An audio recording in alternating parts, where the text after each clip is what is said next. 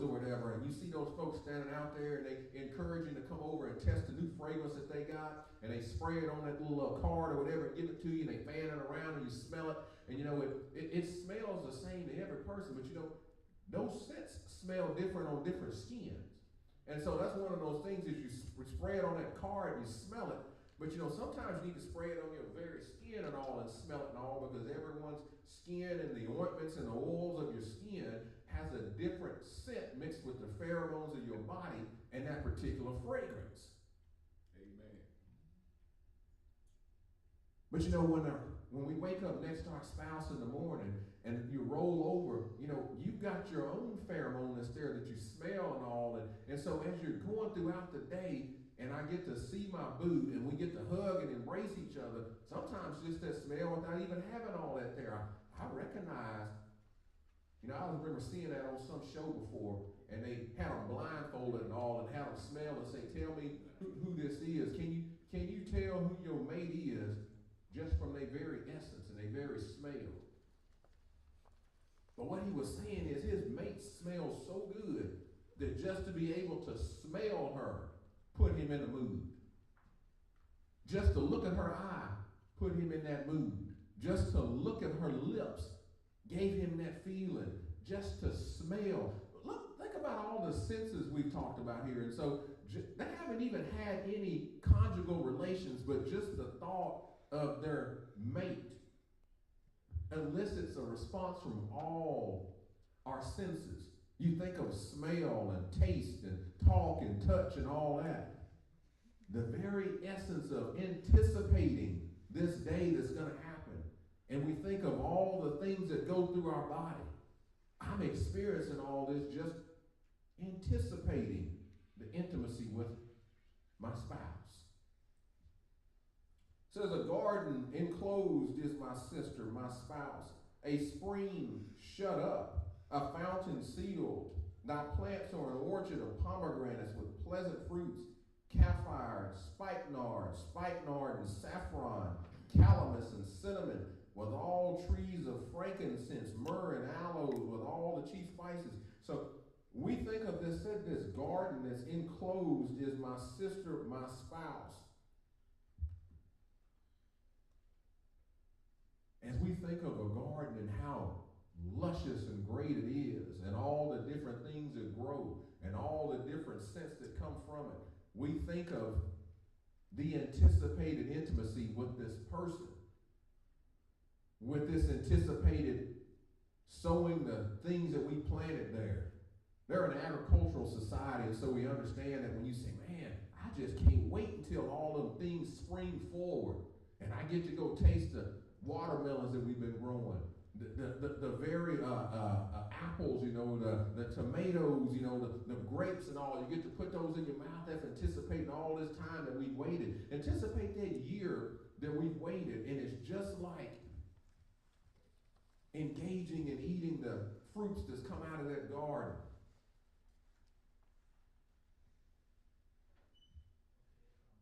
What do these scents as well do for you? We talked about that in that previous verse that Bath and Body Works has a sale going on yesterday. We went in there and all. You go in that store and all these smells getting hit. Now, you had to go in there too, huh? Yep, see, that's our first store. First store. Yeah. I want you to think about that, what we just got through talking about. We got stock in bed. Oh, okay. We got stock in that place. But these very smells are mentioned, and are some of these same smells that we still use today.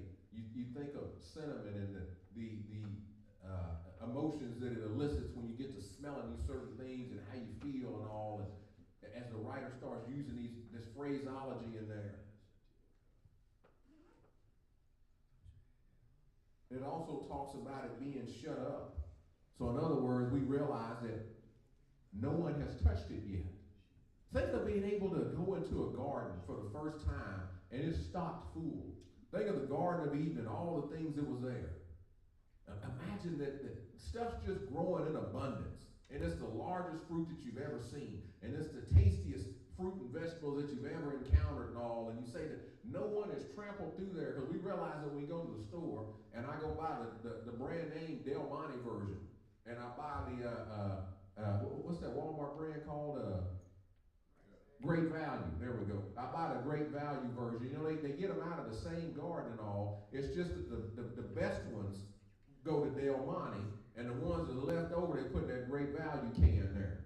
And so we go through there and we say, which one do I choose? Well, Great Value is a little bit cheaper. Let's get that one. And it comes out of the same area. It's just wasn't the best ones. But we think about all those particular things there is imagine that every part of this person I'm talking about, there ain't no leftover, this ain't good. Every part of her is just like the ideal crop that I go in. Boy, it's the best fruit I've ever tasted. That relationship that he's experiencing with that woman number 999, after he's tasted all these other ones, right? Yeah. It's the best I ever tasted. That's what he gonna tell her? That's what he gonna tell her, huh? Because I'm sure they all knew how much of a man he was. I'm sure that was out there, but he's the king, right? So they was waiting in line. Yeah. But he had to take care of all. He had to take care of all of them, yeah. A fountain of gardens, a well of living waters, and streams from Lebanon, and as well we think of water, how pleasurable that water is.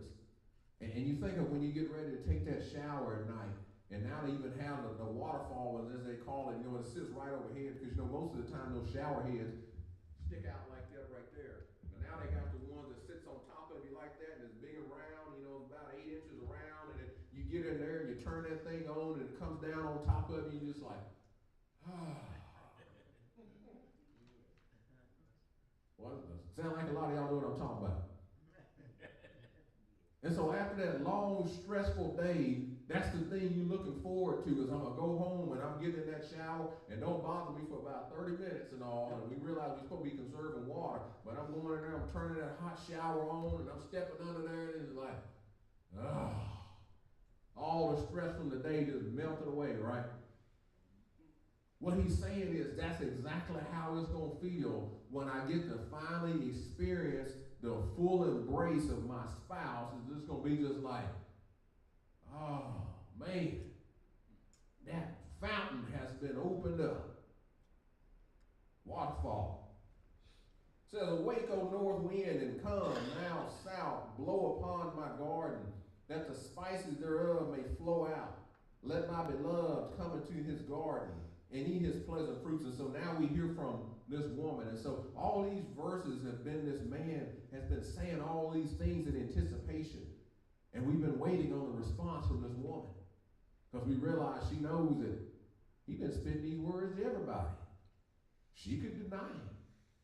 But she says, come blow upon my garden. So in other words, the time period has elapsed. The year is over. Anticipation now is it's time to embrace. And she says, come, blow upon my garden, that the spices thereof may flow out. Let my beloved come into his garden and eat his pleasant fruit. So in other words, let's enjoy each other. These things we've been waiting on for this year. You know how when you eat something, just like we talked about having wine, and you eat it and you're just like, man, boy, that sure tastes good. And it elicits as well that same response as that wine. And you say, I need some more of that. And you go back, got to go get some seconds. And then the spouse that fixed it said, oh, you must like that. You went back and got some more. And it's not necessarily about that it's fulfilling the physical need of I need food, but it also fulfills that chemical need of it sure made me feel good. The shower might not be working for me today. I need that food to provide that same response. That coffee didn't do it. I need that chocolate to provide that same response. That chocolate didn't do what I need. That wine to provide that same response, and that serotonin is moving up. But what he's saying is, I don't need the chocolate, the wine, the food, although I'm comparing all of it to that. I simply need her. And she says, that time has come, and I simply need you. Can you imagine that that's what every relationship is like? As I paint this picture of my love for you, for my attraction to you, for my feelings for you, as it's just like every great thing you can think of in life, of drinking wine, of eating caviar, of doing this, of doing that, all those feelings it makes me feel. The anticipation of my union with you is what makes me feel that way. He says, I am come into my garden, my sister, my spouse. So we know that anticipated time came to an end, and the union happened. And those two people were enjoying the opportunity to be intimate with one another. We too should realize that with the espoused time, we as well should use some of this as a learning piece, to have conversations with our spouse about the emotions they elicit and how the look of them, the thought of them might make us feel like these certain emotions or things that happen in life. That is exactly the intimate relationship we should have with God. Those things that God provides for us should be unimaginable. Should be you try to find words to, how can I compare the way that I feel about my relationship with God? It should be the most grandeur thing you can think of in the world, and then multiply that plus some, because it's greater than that. And that's the love God has for us. Amen. Amen. Thank you, Brother Julius, for the lesson today. Brother George, No, sir. comment? Nobody wants to touch that one, huh? No, you did enough.